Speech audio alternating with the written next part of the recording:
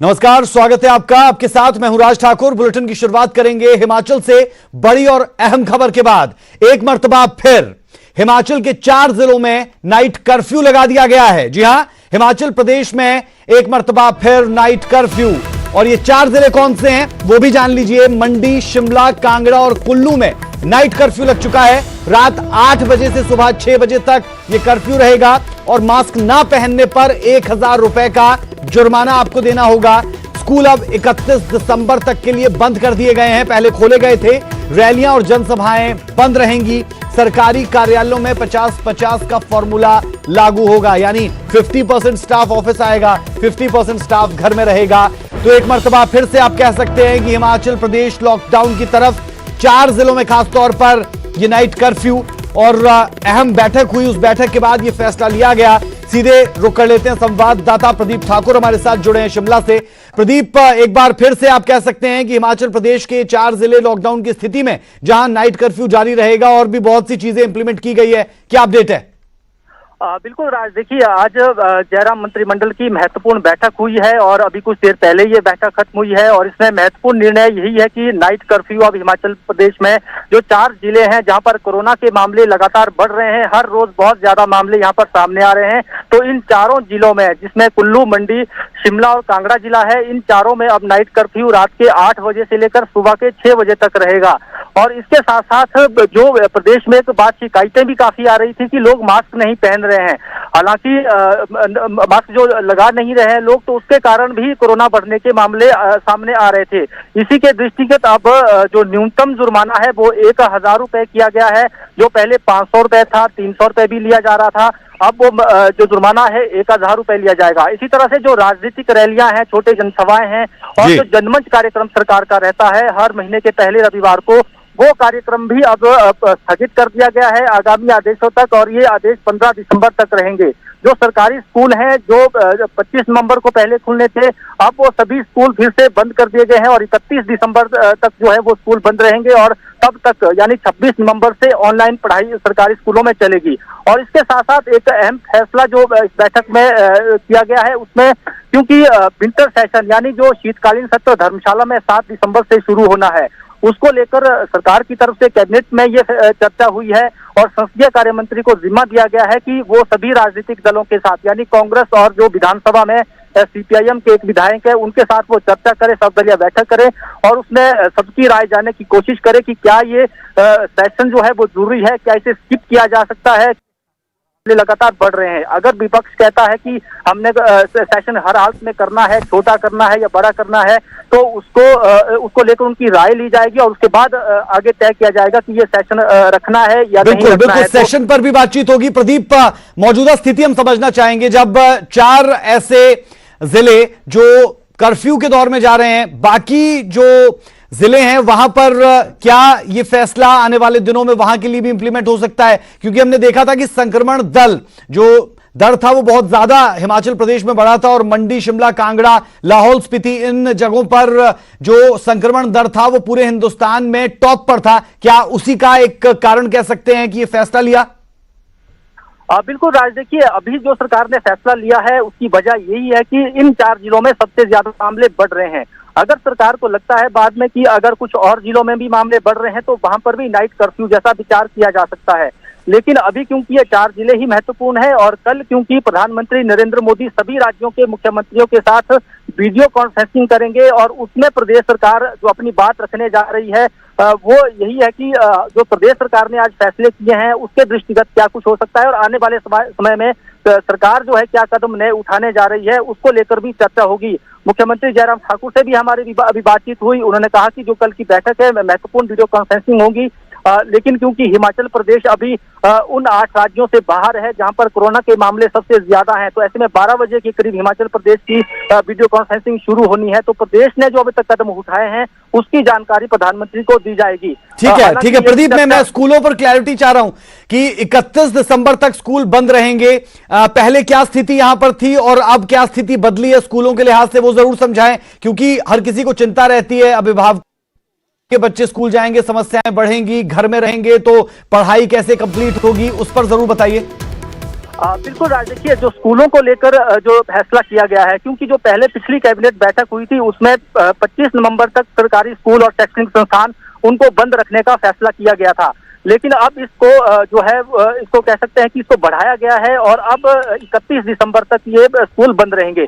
लेकिन जो पढ़ाई है वो लगातार जारी रहेगी ऑनलाइन माध्यम से, और उसके लिए सरकार की तरफ से भी व्यवस्था की गई है। जो व्हाट्सएप ग्रुप पहले से ही बने थे उनके जरिए भी स्टडी मटीरियल भेजा जाएगा। और इसके साथ साथ प्रदेश की सरकार ने जियो टीवी के साथ भी एक जो MOU किया है और उसका भी एक ऑनलाइन चैनल जो है वो पढ़ाई का चल रहा है, जिसमें जो प्रारंभिक शिक्षा है उसका भी और जो उच्चतम शिक्षा है यानी हायर सेकेंडरी लेवल तक की जो पढ़ाई होती है उसके लिए भी उस जियो टीवी के जरिए उसकी पढ़ाई हो रही है।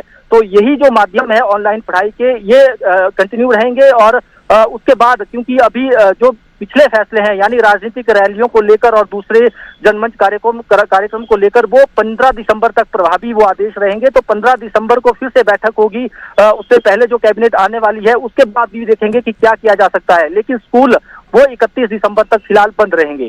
जी राज। चलिए, और एक आखिरी सवाल आपसे, जो ये फैसले हैं ये कब से इंप्लीमेंट हो जाएंगे? क्या हम ये मानकर चलें कि ये फैसले कल से इंप्लीमेंट हो रहे हैं या फिर कुछ वक्त लगेगा? क्योंकि सरकारी कार्यालयों में भी 50-50 का फॉर्मूला एक मर्तबा फिर लागू होगा, तो इसका मतलब यही कि 50% जो एम्प्लॉयज है वो आएंगे और 50% घर पर रहेंगे और ऐसे ही ये शिफ्ट चलेंगी। बिल्कुल राज, देखिए आज भी क्योंकि कैबिनेट बैठक थी तो इसके चलते भी यहाँ पर जो सरकारी कार्यालय में जो राज्य सचिवालय है खास तौर पर, वहां पर केवल जो कैबिनेट बैठक से जुड़े कर्मचारी अधिकारी वो मौजूद रहे, बाकी कर्मचारियों को आज वर्क फ्रॉम होम रखा गया था। और इसी तरह से जो आज जो फैसले अभी हुए हैं उनके संभवतः कुछ आदेश आज शाम तक हो सकते हैं और कुछ आदेश कल भी होंगे। लेकिन क्योंकि अभी फैसला लिया गया है उसके बाद जो है ये फैसले की जो कॉपी है वो कैबिनेट ब्रांच को जाती है। वो ब्रांच वहां से संबंधित विभाग को, जो संबंधित विभाग है, चाहे वो शिक्षा से जुड़ा विभाग है, चाहे वो पर्सनल डिपार्टमेंट से जुड़ा विभाग है या फिर जो गृह विभाग है, उनको वो आदेश आगे फॉरवर्ड किए जाएंगे और फिर वो आगे नोटिफिकेशन इसकी निकालेंगे। कुछ आदेश आज इंप्लीमेंट हो सकते हैं और कुछ ये कल से होंगे। लेकिन जो प्रदेश सरकार की तरफ से केवल एक नोटिफिकेशन निकाली जाएगी और जो संबंधित जिलों के डीसी हैं वो उस आदेश को आगे लागू करेंगे, क्योंकि डिजास्टर मैनेजमेंट एक्ट के तहत उनके पास आदेश लागू करने की शक्तियां होती हैं। तो ऐसे में हम कह सकते हैं कि ये आदेश जो है 100 दिन में लागू हो जाएंगे और कुछ आदेश संभवतः आज शाम तक भी उनकी नोटिफिकेशन हो सकती है। चलिए, बेहद शुक्रिया इस तमाम जानकारी के लिए प्रदीप। तो ये वो अहम फैसले जो हमारे दर्शक टीवी स्क्रीन पर लगातार देख पा रहे हैं और समझा रहे थे संवाददाता प्रदीप ठाकुर। तो कुल मिलाकर आप कह सकते हैं कि लॉकडाउन हटा था, लेकिन उसके बाद ये पहली बार हुआ कि एक मरतबा फिर से कर्फ्यू लगा दिया गया। 4 जिलों के लिए ये कर्फ्यू रात 8 से सुबह 6 बजे तक। ये सबसे बड़ी और अहम खबर, रात 8 बजे से सुबह 6 बजे तक मंडी, शिमला, कांगड़ा और कुल्लू में कर्फ्यू रहेगा। तो इस बात को जान लीजिए, समझ लीजिए। और अगर मास्क नहीं पहना तो पूरे हिमाचल में 1000 रुपए का जुर्माना आप पर लग सकता है, फाइन आप पर लग सकता है। और जिस वक्त ये जुर्माना लगेगा अगर मास्क नहीं पहना है तो फिर लड़ाई करने से बचिएगा, क्योंकि बहस करते हैं अमूमन लोग, लेकिन ये कानून बन चुका है अभी के लिए, तो इसका ख्याल जरूर रखिए।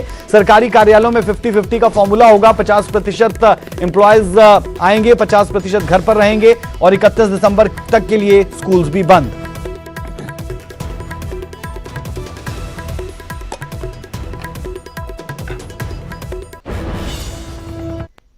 और अब खबर पंजाब से है। पंजाब से ये अहम खबर, पंजाब में आज ही बहाल होंगी रेल सेवा। शाम तक पटरी पर दौड़ेगी मालगाड़ियां। यहां फिरोजपुर डिवीजन के डीआरएम ने यह जानकारी दी। जालंधर से दिल्ली के लिए मालगाड़ी चलेगी, जम्मू से भी अंबाला की तरफ मालगाड़ी जाएगी। कल से पैसेंजर गाड़ियों की बहाली होने की उम्मीद है और हो सकता है कि आज शाम तक भी कुछ पैसेंजर गाड़ियां आपको पंजाब की पटरी पर कम से कम जाती हुई दिखे। और वो ट्रेन हो सकती हैं जो दिल्ली से ऊना के लिए यानी हिमाचल के लिए जा रही है, जिसका रास्ता बीच में पंजाब का भी पड़ता है, जो खरड़ से होते हुए हम कह सकते हैं कि मरिंडा से होते हुए ऊना की तरफ जाती है। तो वो आज शाम तक भी पैसेंजर ट्रेन पंजाब की पटरियों पर दौड़ती हुई दिख सकती हैं। डे लाइट में हम लोगों ने फुट टू फुट इंस्पेक्शन कराया और करीबन 12 बजे तक ये सभी जगहों के पूरे मंडल के क्षेत्रों का निरीक्षण करके उनकी रिपोर्ट मिलने के बाद हम लोगों ने अभी दोपहर 2 बजे 2 गुड्स ट्रेनें, एक एम्प्टी और एक लोडेड चला दी हैं। जो लोडेड जिप्सम है वो जम्मू साइड से आएगा और कठुआ से निकल करके लखनऊ को जाएगा और जो MT-BT PN है जो कि जलंधर में खड़ा था, वो अब चल करके यहाँ से दिल्ली को रवाना होगा। इसी के साथ जैसे जैसे और बाकी चीज़ें प्लान होती जाएंगी, उन सभी ट्रेनों को चलाया जाएगा। तो पंजाब में ट्रेनों की बहाली को लेकर रेलवे एक्शन में नजर आ रहा है। पंजाब में अलग अलग रूट्स पर ट्रायल किए जा रहे हैं।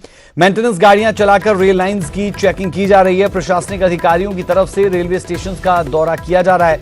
जंडियाला में चल रहा मेंटेनेंस का काम और ऐसे ही अलग अलग जगहों पर तस्वीरें दिख रही है। ये आप तस्वीरें देख पा रहे हैं 5 अलग अलग जगहों की। होशियारपुर, मोगा, अमृतसर, फरीदकोट और ट्रेन को हरी झंडी भी दी गई है, वो भी आप देख पा रहे हैं। ट्रेन चलाने से पहले ट्रायल भी होता हुआ आपको नजर आएगा और हर जगह पर चेकिंग की जा रही है। स्निफर डॉग्स को आप देख पा रहे हैं। मोगा की तस्वीरें हैं। होशियारपुर में आप देख पा रहे हैं कि रेलवे ट्रैक्स को पूरे तरीके से जांचा परखा जा रहा है और अमृतसर, फरीदकोट, इन तमाम जगहों पर कुछ ऐसी तस्वीरें सामने आ रही है।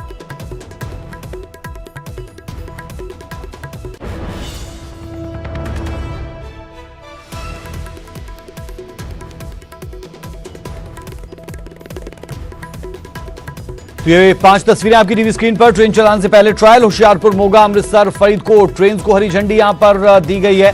और बता दें कि जो मालगाड़ियां हैं, कुछ मालगाड़ियां चलनी शुरू हो जाएंगी और ये इंतजार था और अब वो इंतजार खत्म हुआ है। लेकिन पैसेंजर ट्रेन भी जल्द ही आपको पटरी पर दौड़ती हुई नजर आएंगी। ट्रेन चलाने से पहले का ये ट्रायल आप देख पा रहे हैं और तैयारियां मुकम्मल कर दी गई है हर लिहाज से।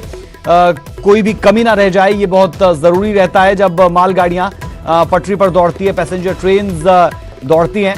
और कुछ वैसी तस्वीरें हम आपको दिखा भी रहे हैं। इन तस्वीरों के जरिए आप आसानी के साथ समझ पाएंगे कि मालगाड़ियां अब पटरी पर धीरे धीरे लौटने लगी हैं। लेकिन दूसरा एक पहलू ये भी कि 26 और 27 तारीख को दिल्ली कूच का जो किसानों का फैसला था वो बरकरार है और उस बाबत भी वो लगातार मेहनत कर रहे हैं, लेकिन ट्रैक से जरूर दूर होते हुए दिखे हैं। हालांकि अगर आप जंडियाला की बात करेंगे तो कहीं ना कहीं जंडियाला में स्थिति अभी अलग है और तमाम जगहों से, लेकिन जो 30 जत्थेबंदियां हैं वो मानी थी, जिसके बाद जो तमाम ट्रैक्स है अमृतसर जंडियाला को छोड़कर वो ट्रैक्स खाली होते हुए नजर आए हैं। तो ये एक अच्छी बात कही जा सकती है इस लिहाज से कि जो बातें कही गई, जो मीटिंग हुई थी, वो वहां पर होता हुआ नजर आया।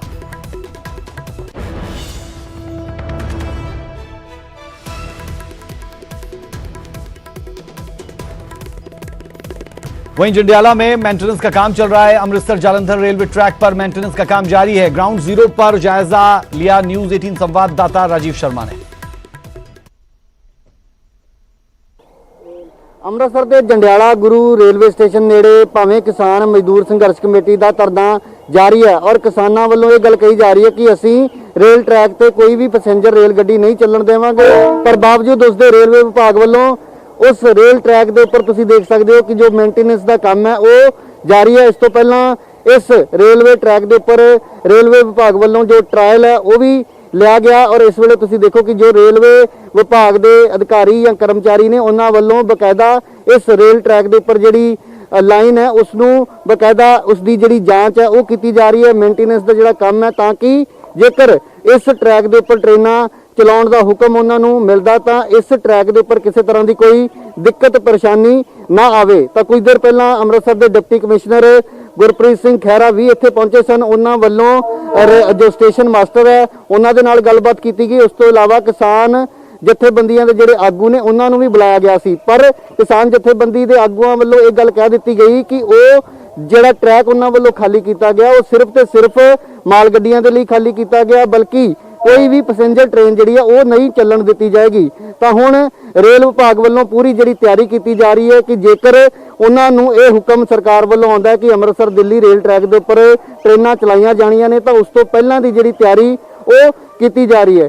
ਤਾਂ ਇਸ ਨੂੰ ਲੈ ਕੇ ਕਿਸਾਨ ਜਥੇਬੰਦੀ ਜਿਹੜੀ ਆ ਉਹ ਆਪਣੀ ਜਿੱਦ ਤੇ ਅੜੀ ਹੋਈ ਹੈ ਕਿ ਅਸੀਂ ਰੇਲ ਟਰੈਕ ਦੇ ਉੱਪਰ ਟ੍ਰੇਨ ਤਾਂ ਚੱਲਣ ਦੇਵਾਂਗੇ ਪਰ ਸਿਰਫ ਤੇ ਸਿਰਫ ਮਾਲ ਗੱਡੀ, ਇਸ ਤੋਂ ਇਲਾਵਾ ਜੇਕਰ ਪੈਸੇਂਜਰ ਟ੍ਰੇਨ ਚਲਾਈ ਜਾਂਦੀ ਹੈ ਤਾਂ ਅਸੀਂ ਰੇਲ ਟਰੈਕ ਤੇ ਦੁਬਾਰਾ ਆ ਸਕਦੇ ਹਾਂ। ਤਾਂ ਇਹ ਜਿਹੜੀ ਤਾਜ਼ਾ ਤਸਵੀਰ ਇਸ ਵੇਲੇ ਜੰਡਿਆਲਾ ਗੁਰੂ ਦੀ ਕਿ ਰੇਲ ਵਿਭਾਗ ਪੂਰੀ ਤਰ੍ਹਾਂ ਤਿਆਰ ਹੈ। ਜੇਕਰ ਕਿਸਾਨ ਇੱਥੋਂ ਹਟਦੇ ਨੇ ਜਾਂ ਫਿਰ ਸਰਕਾਰ ਵੱਲੋਂ ਉਹਨਾਂ ਨੂੰ ਹਰੀ ਝੰਡੀ ਦਿੱਤੀ ਜਾਂਦੀ ਹੈ ਕਿ ਕਿਸਾਨ ਕਿਸੇ ਤਰ੍ਹਾਂ ਦਾ ਕੋਈ ਨੁਕਸਾਨ ਕਿਸੇ ਰੇਲ ਗੱਡੀ ਨੂੰ ਨਹੀਂ ਪਹੁੰਚਾਉਣਗੇ। ਇਸ ਤੋਂ ਇਲਾਵਾ ਇੱਕ ਹੋਰ ਸਵਾਲ ਸੀ ਕਿ ਜੇਕਰ ਇਸ ਟਰੈਕ ਦੇ ਉੱਪਰ ਮਾਲ ਗੱਡੀਆਂ ਤੋਂ ਇਲਾਵਾ ਦੂਜੀ ਕੋਈ ਰੇਲ ਗੱਡੀ ਨਹੀਂ ਚੱਲਣ ਦਿੱਤੀ ਜਾਂਦੀ ਤਾਂ ਕੀ ਸਰਕਾਰ ਕੋਈ ਹੋਰ ਉਸ ਦਾ ਬਦਲ ਲੱਭਦੀ ਹੈ, ਕਿਉਂਕਿ ਪਹਿਲਾਂ ਵੀ ਜਦੋਂ ਕਿਸਾਨ ਅੰਦੋਲਨਾਂ ਤੇ ਬੈਠਦੇ ਸਨ ਤਾਂ ਰੇਲ ਗੱਡੀਆਂ ਨੂੰ ਡਾਇਵਰਟ ਕਰਕੇ ਹੋਰ ਰੂਟ ਰਾਹੀਂ ਅੰਮ੍ਰਿਤਸਰ ਭੇਜਿਆ ਜਾਂਦਾ ਸੀ। ਤਾਂ ਇਸ ਬਾਰੇ ਡਿਪਟੀ ਕਮਿਸ਼ਨਰ ਦਾ ਕਹਿਣਾ ਸੀ ਕਿ ਇਸ ਆਪਸ਼ਨ ਨੂੰ ਵੀ ਉਹ ਨਾਲ ਲੈ ਕੇ ਚੱਲ ਰਹੇ ਨੇ, ਪਰ ਹਾਲੇ ਇਹ ਸਥਿਤੀ ਸਪਸ਼ਟ ਨਹੀਂ ਹੈ ਕਿ ਅੰਮ੍ਰਿਤਸਰ ਦਿੱਲੀ ਦਾ ਜੋ ਰੇਲਵੇ ਟਰੈਕ ਹੈ, ਬਿਆਸ ਤੋਂ ਲੈ ਕੇ ਅੰਮ੍ਰਿਤਸਰ ਦਾ ਜਿਹੜਾ ਰੇਲ ਟਰੈਕ ਹੈ, ਉਸ ਦੇ ਉੱਪਰ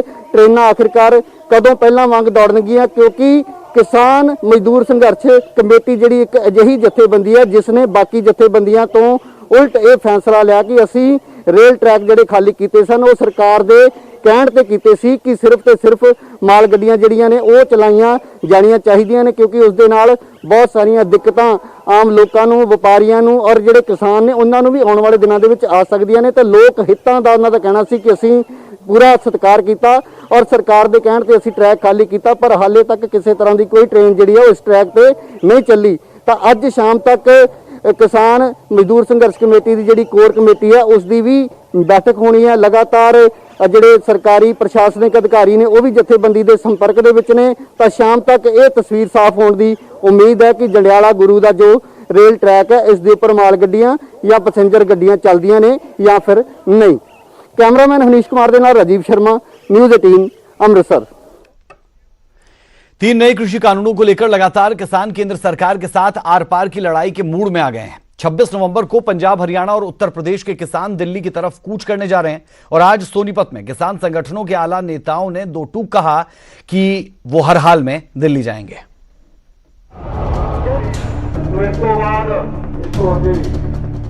केंद्र सरकार के 3 नए कृषि कानूनों का किसान जमकर विरोध कर रहे हैं। कई किसान संगठन पिछले काफी समय से सरकार के खिलाफ रणनीति बना रहे हैं और किसानों के आंदोलन को आगे बढ़ा रहे हैं। धरने प्रदर्शन के बाद अब किसान संगठन दिल्ली कूच की तैयारी कर रहे हैं।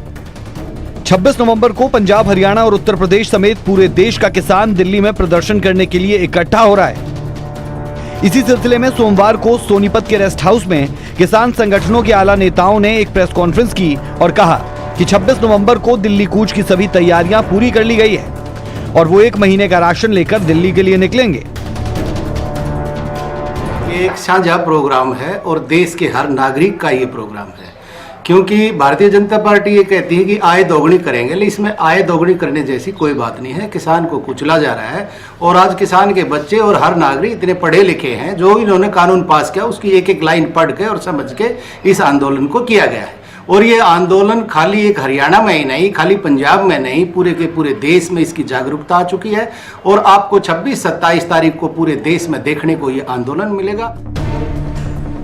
किसान नेता सत्यवान नरवाल, राजेश धैया और शमशेर धैया ने कहा कि हमें मुरथल और राजीव गांधी एजुकेशन सिटी में किसानों के ठहरने की व्यवस्था कर ली है और हमने दिल्ली जाने के लिए पहले से ही 1 महीने का राशन इकट्ठा कर लिया है, क्योंकि हम जाएंगे तो 26 नवंबर को, लेकिन आने का हमें पता नहीं।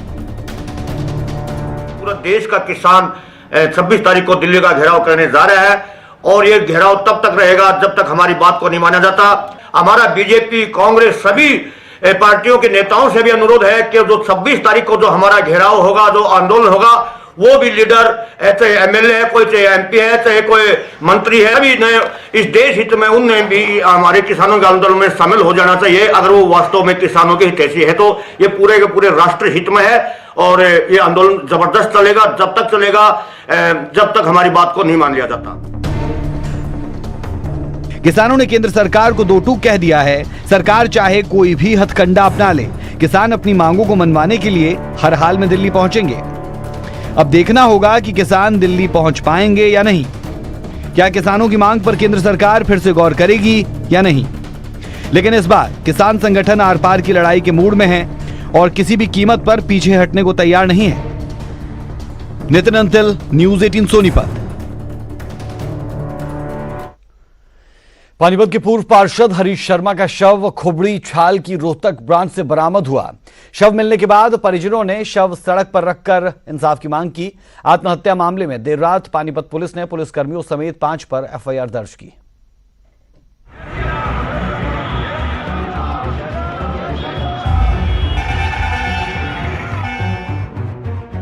चार दिन पहले पटाखे बेचने के विवाद में बिंझौल नहर में छलांग लगाने वाले पानीपत के पूर्व पार्षद हरीश शर्मा का शव रविवार को खुबड़ू झाल की रोहतक ब्रांच से मिला। गाजियाबाद से आई एनडीआरएफ की टीम ने शव बरामद किया। पानीपत और गन्नौर पुलिस शव को लेकर नागरिक अस्पताल पहुंची, जहां पर पोस्टमार्टम के बाद शव परिजनों को सौंप दिया गया। बता दें कि पूर्व पार्षद ने पानीपत पुलिस पर उत्पीड़न का आरोप लगाते हुए 19 नवंबर को नहर में छलांग लगा दी थी। शव मिलने के बाद गुस्साए परिजनों के साथ लोगों ने जीटी रोड पर जाम लगा दिया। इस दौरान भीड़ को देखकर पुलिस बल के भी पसीने छूट गए। सड़क पर जमकर संग्राम हुआ। मौके पर सांसद अरविंद शर्मा भी पहुंचे और पीड़ित परिवार को न्याय का भरोसा दिलाया। सरकार पूरी चिंतित है कि भाई हमारे ऐसे साथी ने ऐसे क्या कारण हो गए कि जैसा उसको करना पड़ा, और सरकार पूरी कार्रवाई करेगी, निष्पक्ष जांच होगी। लेकिन जिस तरह से दोषी अधिकारियों की गिरफ्तारी की मांग कर रहे हैं, कोई मुकदमा दर्ज नहीं हुआ, जबकि 5 मिनट में 11 लोगों के खिलाफ मुकदमा दर्ज हुआ। सारी बातें ऊपर तक पहुंच रही हैं और सारी कार्रवाई चल रही है। कब भी मुकदमा दर्ज करने में इतना समय क्यों लगा? जो कानून के हिसाब से होगा वो पूरा तुरंत।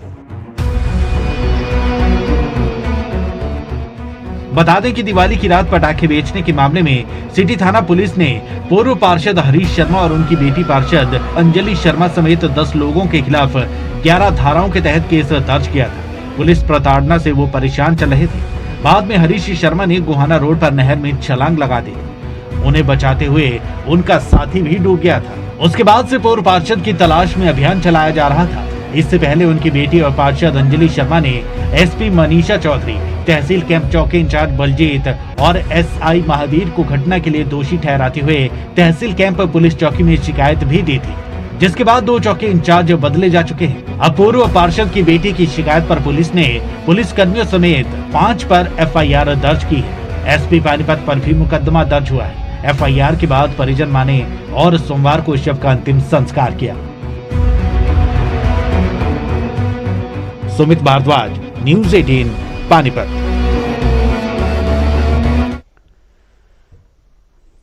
कांग्रेस में अंदरूनी कलह और बढ़ी है, जहां गुलाम नबी पर कुलदीप बिश्नोई का पलटवार देखने को मिला है। कांग्रेस को तोड़ने के लिए विरोधियों से मिले आजाद। हम आपकी साजिश को कामयाब नहीं होने देंगे, बिश्नोई की तरफ से ये सीधी बातें कही गई है। आपने पूरी जिंदगी सिर्फ 3 चुनाव जीते, आपसे ज्यादा बार तो मैंने चुनाव जीता। गांधी परिवार ने आपको पद से नवाजा, अब आप उसी परिवार से गद्दारी कर रहे हैं। तो ये तमाम बातें गुलाम नबी आज़ाद के लिए बिश्नोई की तरफ से कही गई हैं। जो यहाँ कुलदीप बिश्नोई की तरफ से आपको बता दें कि ये कुछ बड़ी बातें यहाँ पर की गई है और पलटवार के तौर पर इसे देख सकते हैं। कांग्रेस में अंदरूनी कलह और बढ़ी है। गुलाम नबी आज़ाद पर कुलदीप बिश्नोई का ये पलटवार।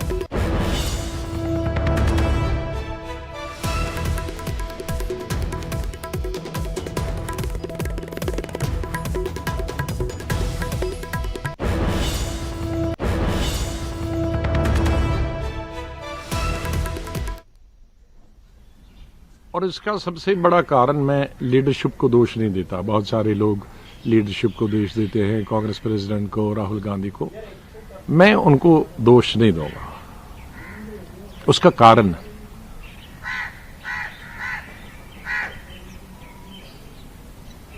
जो लोग वहां होते हैं उनका कनेक्ट टूट गया लोगों के साथ। वो ब्लॉक लोगों के साथ कनेक्ट टूट गया है, डिस्ट्रिक्ट लोगों के साथ कनेक्शन टूट गया है। प्रॉब्लम क्या है कि जब कोई पदाधिकारी हमारी पार्टी में बनता है तो वो लेटर पैड तो छाप देता है, विजिटिंग कार्ड भी बना देता है, तो वो समझता है कि बस मेरा काम खत्म हो गया। काम तो उस वक्त से शुरू होना चाहिए। जब तक आप नहीं करोगे, 5 स्टार से इलेक्शन नहीं लड़े जाते हैं। आज हमारी प्रॉब्लम लीडरों की क्या है, लीडरों के है टिकट ले दिया तो जाके 5 स्टार में पहले बुक हो गया, फिर 5 स्टारों में भी कौन सा अच्छा है उसमें चले जाएंगे, 5 स्टार डिलेक्स होगा तो उसमें जाएंगे, फिर एयर कंडीशन गाड़ी के बगैर नहीं जाएंगे, फिर जहां कच्ची सड़क है वहां नहीं जाएंगे। तो जब तक ये कल्चर हम नहीं बदलेंगे, इसीलिए मैंने जो शेर कहा कि आज मैंने गुलाम नबी आजाद साहब का वक्तव्य सुना, बड़ी हैरानी हुई, बहुत तकलीफ हुई और बहुत गुस्सा भी आया कि इतना सीनियर आदमी इस प्रकार का गैर जिम्मेदारान बयान, और वो भी पब्लिक प्लेटफॉर्म पर दे। इसकी जितनी भी निंदा की जाए मैं समझता हूं कम है। आजाद साहब कहते हैं कि चुनाव निचले लेवल से ऊपर तक आने चाहिए, ठीक है, लेकिन वो इस बात का मुझे जवाब दें कि जब उन्हें जम्मू और कश्मीर का युवा का अध्यक्ष अपॉइंट किया जा रहा था, उस वक्त चुनाव की बात क्यों नहीं कही? जिस वक्त उन्हें ऑल इंडिया यूथ का प्रधान अपॉइंट किया जा रहा था, उस वक्त उन्होंने चुनाव की बात क्यों नहीं कही? आज सिर्फ पार्टी को तोड़ने की साजिश जो आजाद साहब विपक्षी पार्टियों के साथ मिलकर कर रहे हैं, मैं आपको आजाद साहब बता देना चाहता हूं कि हम इस आपके षड्यंत्र को कामयाब नहीं होने देंगे।